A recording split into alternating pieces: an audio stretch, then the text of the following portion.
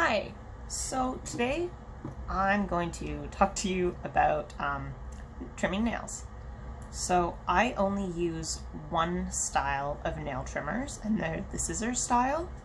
I find the guillotine type are dangerous, and you can't really see what you're doing with them, so they make me nervous and I would never use them.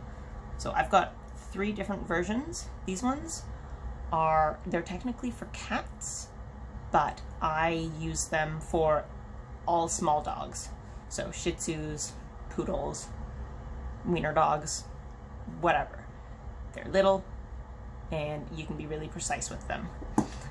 Next two sizes are basically for bigger dogs and you can do anything with them.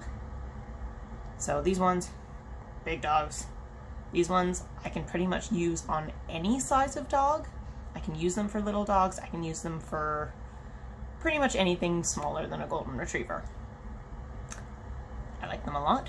So this type, it comes with a guard that you are supposed to keep in place behind it so that you don't shove the nail too far through.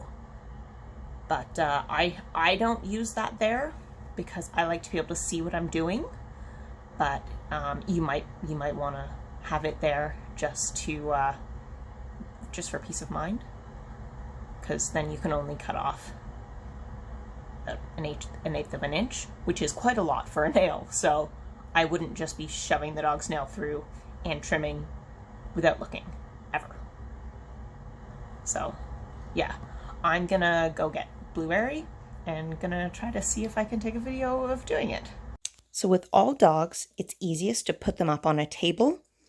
That's mostly just for your comfort, but especially for little dogs, they tend to want to run away, and when they're up high, they're scared and they can't jump off because they don't think they'll make it. So we put them up on a table and make them stand, and then we can get under them. Stand up, please. Stand. Good stand. I like to attach them to the table just loosely so that they don't run away. Now, the easiest way to pick up a leg is to take it from the front and fold it upwards. And then you can reach over and take a look at the nails. Now, for the back legs, I'm going to come round because I'm right-handed. And we're going to move your bum over. And we're going to take the leg down like this. We're going to bend it at the knee and actually hold further down, but it's hard with a camera. And then you have access to these nails. I make it seem easy, but yeah. We just move the hair aside. For her, it's really easy because you can see the pink and we can just trim right there. And that's it. For other dogs, they have thicker nails. I'm trying to see if Blueberry has one that's similar, but I don't think she does because we trim her nails all the time. And we just go to each nail, move the hair to the sides, and we trim.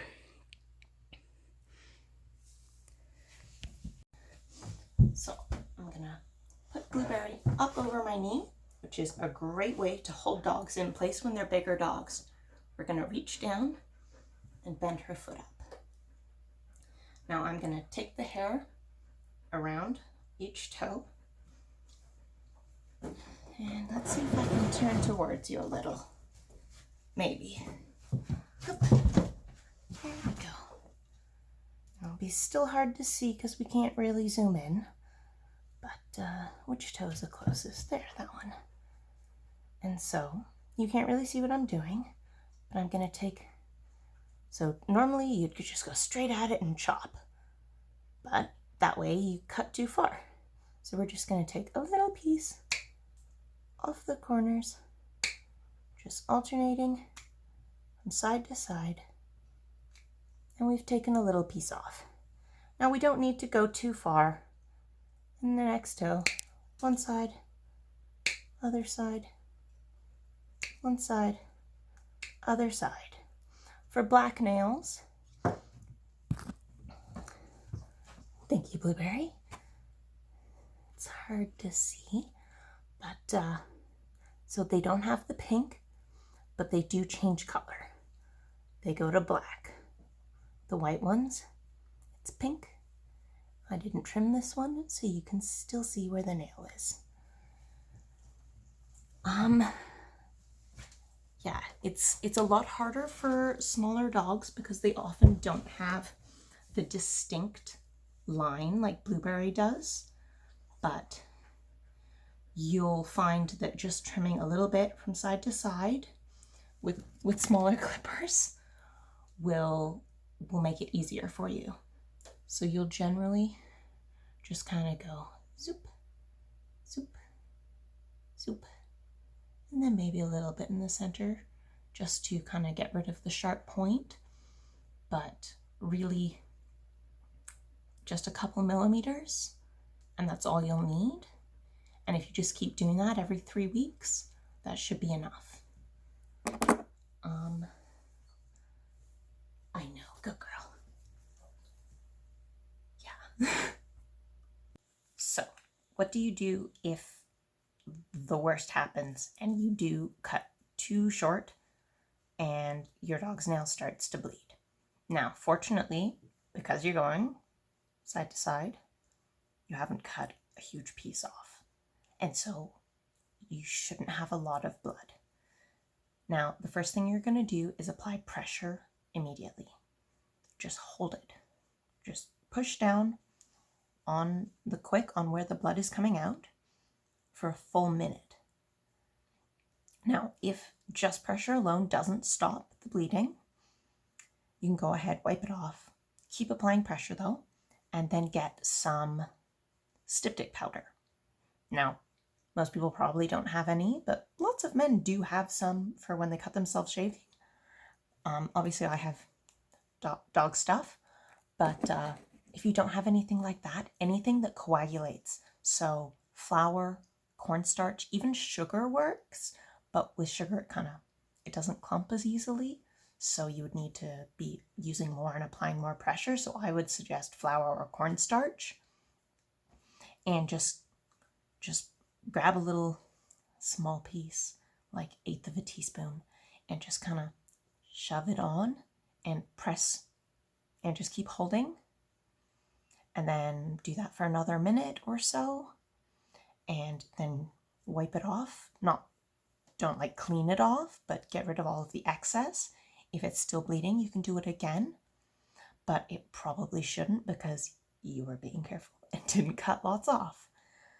And then just make sure they're not scratching at things, digging. Maybe don't go for a walk on the pavement till tomorrow, but it's really not a big deal.